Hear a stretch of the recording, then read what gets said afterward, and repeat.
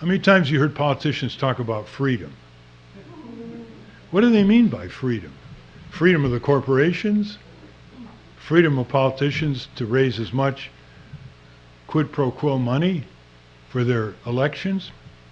The best definition of freedom I have heard was handed down to us over 2,000 years ago by Marcus Cicero in ancient Rome. He defined freedom as participation in power. See, that's the rigorous definition. That's a definition that cannot be taken from us and turned against us. I happen to have read just about every presidential speech that Ronald Reagan gave, which allows me to be a certified masochist. And I never heard him say once the word justice. It was all freedom and liberty. Freedom and liberty. The analog to that is, and this is what manipulates us at an early age, we say America is the land of the free. Look at all these dictators. We're free. There's a crucial distinction here between personal freedom and civic freedom. And there's personal freedom. I was in the Soviet Union back in the early 60s. You want to see a totalitarian system, you know, that there it was. But I was amazed at how much personal freedom people had.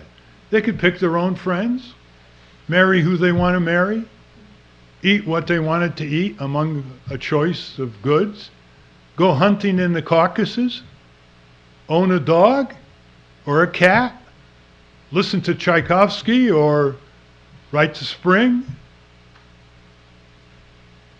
They could divorce. They could argue with one another. They could play ball with one another. They had personal freedom. And we have personal freedom. I mean, we have terrific personal freedom. I think we have more choice of toothpaste brands than almost anybody.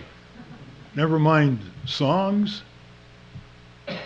The key is not personal freedom in terms of evaluating the level of our democratic society, which is pretty low these days.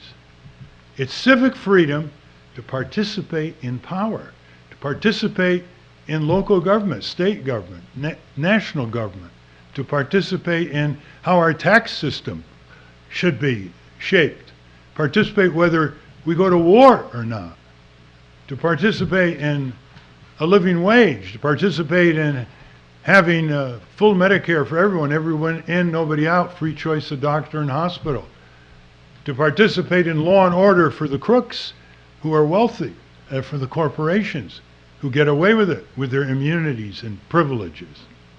Most of these examples I've given are supported by a majority of the people, and sometimes a huge majority of the people.